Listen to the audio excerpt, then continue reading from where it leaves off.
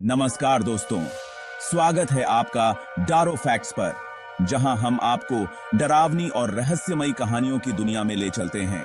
यहां पर हम आपके लिए लाते हैं असली डरावनी कहानियां और पौराणिक कथाएं जो आपके रोंगटे खड़े कर देंगी। तो जुड़िए हमारे साथ इस खौफनाक सफर पर और जानिए उन कहानियों को जो सदियों से छुपी हुई हैं। सब्सक्राइब करें और बेल आइकन को दबाएं ताकि आपसे कोई भी डरावनी कहानी मिस न हो जाए।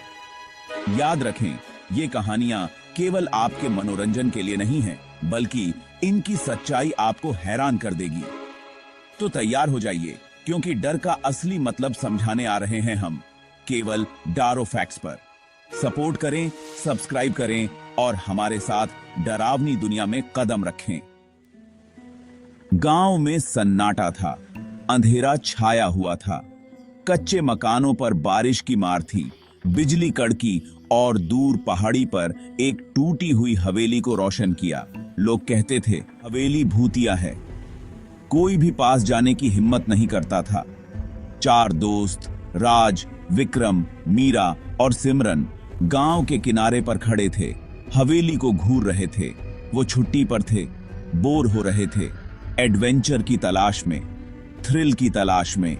चलो चलते हैं, देखते हैं कहानियां सच हैं या नहीं। डर गया रे राज, बेवकूफ मत बन, ये खतरनाक है। चलना मीरा, मजा खराब मत कर। हिम्मत हवा में लटकी हुई थी। तूफान तेज हो गया, उनके दिलों में उथल पुथल को दर्शाता हुआ। ठीक है, लेकिन अगर कुछ हुआ तो? कुछ नहीं होगा। रास्ता खतरनाक था, कीचड़ और बारिश से फिसलन वाला। हर कदम पर फिसलने का डर था और हर मोड़ पर अनजाने खतरे का एहसास। बारिश की बूंदें लगातार गिर रही थीं, मानो आसमान भी इस यात्रा की कठिनाई को बढ़ा रहा हो। कांटों ने उनके कपड़े फाड़ दिए। हर झाड़ी में छिपे हुए कांटे उनके रास्ते को और मुश्किल बना रहे थे। कपड़ों के टुकड़े कांटों में फंसे रह गए, जैसे कि वे भी इस यात्रा का हिस्सा बन गए हों। हवेली और करीब दिख रही थी। उसकी खामोशी डरावनी थी। दूर से ही उसकी विशालता और खामोशी ने एक अजीब सा डर पैदा कर दिया था। हवेली की खिड़कियां और दरवाजे जैसे किसी अनकही कहानी को बयां कर रहे थे। जंग लगे लोहे के फाटकों तक पहुंचकर विक्रम ने उन्हें धक्का देकर खोला। फाटक की चरमराहट ने सन्नाटे को तोड़ दिया, मानो हवेली ने अपने आगंतुकों का स्वागत किया हो। फाटक के पीछे का दृश्य और भी भयावह था। आंगन ऊंचा हो गया था, टूटी हुई मूर्तियों और सूखे पत्तों से अटा पड़ा था। हर कदम पर सूखे पत्तों की चरमराहट और टूटी मूर्तियों की छाया ने माहौल को और भी डरावना बना दिया था। हवा भारी, नमी और सड़ांध की गंध से भरी हुई थी। हर सांस के साथ सड़ांध की गंध और भी तीव्र हो जाती थी, मानो हवेली की पुरानी यादें जीवित हो उठी हों। मानो हवेली खुद सांस ले रही हो, उनकी हरकत को देख रही हो। हर कोने से एक अजीब सी निगाहें महसूस हो रही थीं, जैसे कि हवेली के हर हिस्से में कोई छिपा हुआ हो। वे हवेली के अंदर दाखिल हुए। उनके कदमों की गूंज खामोशी में गूंज रही थी। हर कदम के साथ गूंजती आवाज ने माहौल को और भी रहस्यमय बना दिया था। हवेली के अंदर का हर कोना एक नई कहानी कह रहा था। कोबवेब्स ने उनके चेहरों को ब्रश किया, कफन जितना मोटा। हर कोने में जाले लटके हुए थे, मानो सालों से किसी ने यहां कदम नहीं रखा हो। जालों की मोटाई ने इस बात का सबूत दिया कि यह जगह कितनी पुरानी और भूतिया है। अंधेरा दबाता हुआ, घुटन भरा। हर कोने में अंधेरा छाया हुआ था और हर कदम पर घुटन का एहसास हो रहा था। ऐसा लग रहा था कि हवेली की दीवारें भी उनकी हरकतों को देख रही हैं और उन पर हावी हो रही हैं। मेन हॉल के एक कोने में एक अकेला तेल का दीपक टिमटिमा रहा था। उसकी मध्यम रोशनी पूरे कमरे में एक रहस्यमयी माहौल बना रही थी, जो लंबी नाचती हुई परछाई दे रहा था। ये परछाइयां दीवारों पर अजीब औगरीब आकृतियां बना रही थीं, मानो कोई पुरानी कहानी बयां कर रही हों। उन्होंने हवेली की खोज की। हर कोने में एक नई कहानी छुपी हुई थी। हवेली की दीवारें और फर्श समय की मार झेल चुके थे और हर कदम पर धूल का गुबार उठता था। हर कमरा धूल और कोबवेब से ढका हुआ था। ऐसा लग रहा था जैसे सालों से यहां कोई नहीं आया हो। कोनों में मकड़ियों ने अपने जाले बुन रखे थे और फर्नीचर पर मोटी धूल की परत जमी हुई थी। धूल भरे 4 पोस्टर वाले बिस्तर वाले कमरे में, जहां कभी कोई आराम करता होगा, अब सिर्फ वीरानी और खामोशी थी। बिस्तर की चादरें फटी हुई और धूल से भरी थीं। सिमरन को एक तकिए के नीचे चमड़े से बनी एक छोटी डायरी मिली।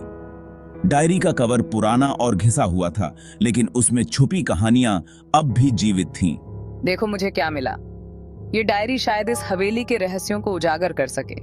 डायरी के पन्ने भुरभुरे थे, जैसे समय ने उन्हें कमजोर कर दिया हो। हर पन्ना एक नई कहानी कहता था और हर शब्द में एक गहरा रहस्य छुपा था। स्याही फीकी पड़ गई थी, लेकिन शब्द अब भी पढ़े जा सकते थे और उनमें छुपे भावनाओं को महसूस किया जा सकता था। इसमें एक रानी की बात कही गई थी, जो अपनी सुंदरता और बुद्धिमत्ता के लिए जानी जाती थी। उसकी कहानी में प्रेम, विश्वासघात और पीड़ा का मिश्रण था, जिसे उसके प्रेमी ने धोखा दिया था, और इस विश्वासघात ने उसकी जिंदगी को बदलकर रख दिया था। उसका दिल टूट गया था और वह अकेली और असहाय महसूस करने लगी थी। हवेली में कैद कर दिया गया था, जहां वह अपने दुख और पीड़ा के साथ अकेली रह गई थी। हवेली की दीवारें उसकी चीखों और आंसुओं की गवाह थीं। पागलपन की हद तक पहुंचा दिया था। उसकी मानसिक स्थिति बिगड़ती गई और वह धीरे धीरे अपनी पहचान खोने लगी। हवेली के अंधेरे कोनों में उसकी चीखें गूंजती थीं। आखिरी प्रविष्टि एक अस्थिर हाथ में लिखी गई थी, जिसमें उसकी पीड़ा और दर्द का वर्णन था। हर शब्द में उसकी तड़प और निराशा झलकती थी। एक अनुष्ठान की बात की गई थी, जो उसकी पीड़ा को समाप्त करने का एक तरीका हो सकता था। यह अनुष्ठान उसकी मुक्ति का एकमात्र रास्ता था। यह अनुष्ठान उसकी आत्मा को शांति दे सकता था और उसे इस दुखद जीवन से मुक्ति दिला सकता था। जैसे ही सिमरन ने पढ़ना खत्म किया, हवेली में एक ठंडी हवा चली, जिससे दिया बुझ गया। सिमरन ने किताब बंद की और चारों ओर देखा। हवेली की पुरानी दीवारें और फर्श की लकड़ी की चटखने की आवाजें उसे और भी डरावनी लगने लगीं। उसने महसूस किया कि हवा में एक अजीब सी ठंडक थी, जो उसकी हड्डियों तक को कंपा रही थी। वे अंधेरे में डूब गए।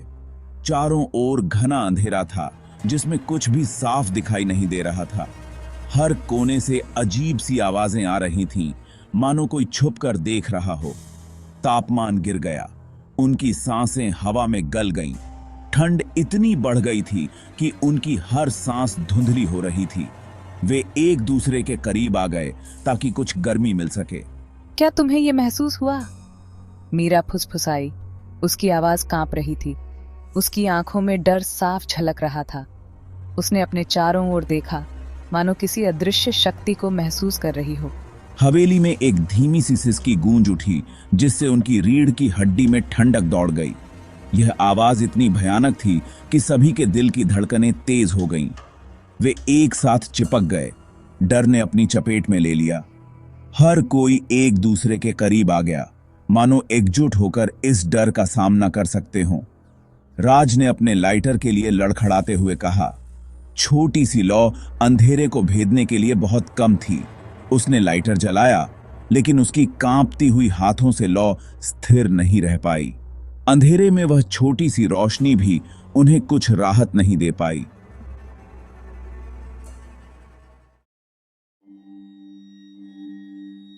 तभी उन्होंने उसे देखा। एक पारदर्शी आकृति अंधेरे में झिलमिलाती हुई रानी। उसकी आंखें दुहक और क्रोध से भरी हुई उन पर टिकी हुई थीं। उनके होठों से एक सामूहिक हांफने की आवाज निकली। राज ने लाइटर गिरा दिया। अंधेरा उन्हें एक बार फिर से निगल गया। रानी की आवाज निराशा से भरी हुई उनके चारों ओर गूंज उठी। तुमने मेरा आराम भंग किया है, वह फुसफुसाई। अब तुम इसकी कीमत चुकाओगे। दहशत उनके बीच फैल गई। वे अंधे होकर भागे, बचने के लिए बेताब। लेकिन हवेली को मोड़ना और मुड़ना लग रहा था। निकास गायब हो रहे थे। वे फंस गए थे। रानी की हंसी उनके चारों ओर गूंज रही थी, ठंडी और क्रूर। वो उनके साथ खिलवाड़ कर रही थी। डर, कच्चा और मौलिक, पकड़ लिया। हमें कुछ करना होगा। वे 4 पोस्टर वाले बिस्तर के साथ कमरे में वापस चले गए। सिमरन के हाथ में डायरी कसकर पकड़ी हुई थी। हवा ऊर्जा के साथ चटक रही थी। रानी की उपस्थिति मजबूत होती जा रही थी। निर्देशों का पालन करते हुए उन्होंने रानी के सामान से धूल इकट्ठा की और उन्हें एक घेरे में व्यवस्थित किया। मीरा ने एक मोमबत्ती जलाई। लौ उस भयानक शांति में अनिश्चित रूप से टिमटिमा रही थी जो कमरे में उतर गई थी। उन्होंने अनुष्ठान के शब्दों का जाप किया। उनकी आवाजें पहले तो कांप रही थीं, फिर मजबूत होती गईं, एक हताश आशा से भर गईं। हवा झिलमिला उठी। रानी के दुखी रोने की आवाज हवेली में गूंज उठी और फिर सन्नाटा। हवा हल्की महसूस हुई, दमनकारी उपस्थिति उठ गई। रानी चली गई थी। वे भोर की पहली रोशनी में पलकें झपकाते हुए हवेली से बाहर निकल आए। तूफान गुजर चुका था। गांव अभी भी धुंध में डूबा हुआ लगभग शांत लग रहा था। उन्होंने उस रात के बारे में फिर कभी बात नहीं की। पहाड़ी पर एक खामोश प्रहरी हवेली बनी रही। कुछ लोग कहते हैं कि रानी आखिरकार चैन से है।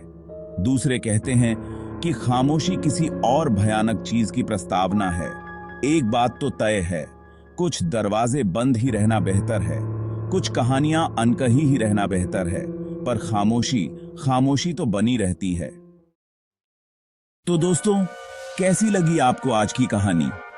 अगर आपको ये वीडियो पसंद आई हो तो इसे लाइक करें और अपने दोस्तों के साथ शेयर करें। आपकी प्रतिक्रियाओं और सुझावों का हमें हमेशा इंतजार रहेगा। तो तब तक के लिए अलविदा, और याद रखें, अंधेरे में छिपी हर परछाई का एक रहस्य होता है। मिलते हैं अगली कहानी में, केवल डारो फैक्ट्स पर।